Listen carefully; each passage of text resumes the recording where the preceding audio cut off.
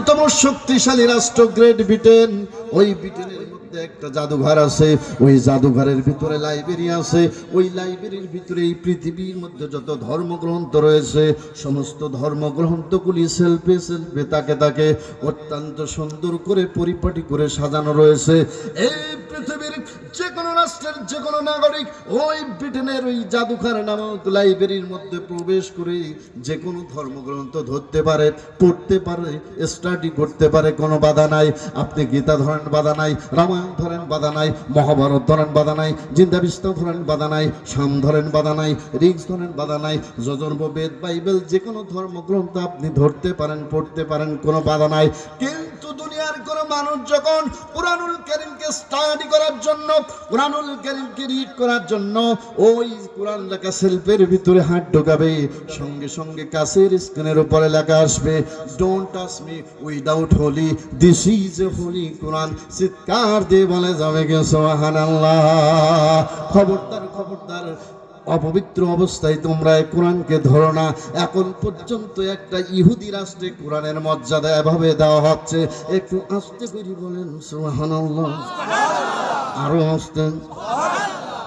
এই কুরআনুল কারীম সম্পর্কে আল্লাহ রাব্বুল আলামিন কুরআনুল কারীমের 56তম সূরা সূরাতুল ওয়াকিয়ার মধ্যে নিজেই ওয়াজ করছেন।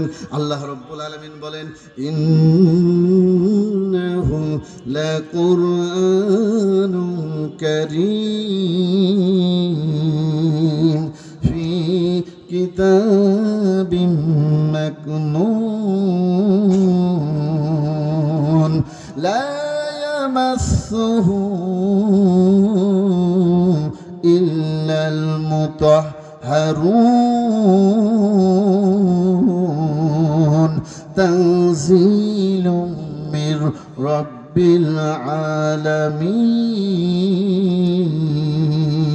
আল্লাহ রাব্বুল আলামিন এই কুরআনুল কারীম সম্পর্কে নিজেই বলতেছেন, ইন্নাহু লাকুরআনুন কারীম, নিশ্চয়ই কুরআনুল কারীম হচ্ছে একটা মহামহিমান্বিত গ্রন্থ, যেটা সংরক্ষিত আছে সুরক্ষিত ফলকে।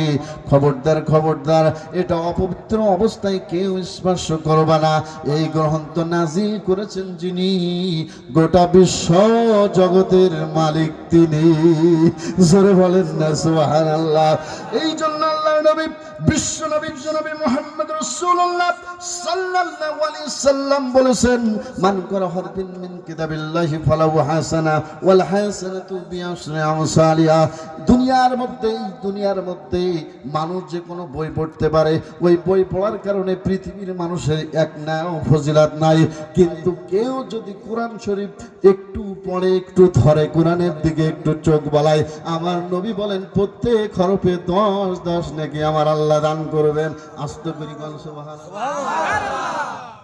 শুধু কি তাই, আমার নবী আরো বলেন, মান করাল কুরআনা ফাস্তাজহারা ফাআল্লাহা লাহু ওয়া হারামা হারামাহু আদখালাহু লাহুল জান্নাহ ওয়া শাফাআহু ফি আসরাতিন মিন আহলি বাইতিহি কুল্লুহুম কাদ ওয়াজাবাত লাহুন নার।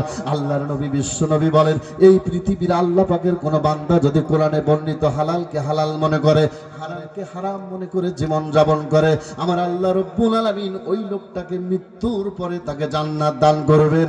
আল্লাহ বলেন, শুধুই জান্নাত দান করে শেষ হবে না, বরং তার জন্য এমন সম্মান বাড়িয়ে দেওয়া হবে, তার নিকট আত্মীয় 10 জন মানুষ জাহান্নামী হয়েছে, এমন 10 জন জাহান্নামীকে মুক্তি দিয়ে লোকটা আল্লাহর জান্নাতে পাঠাতে পারবে।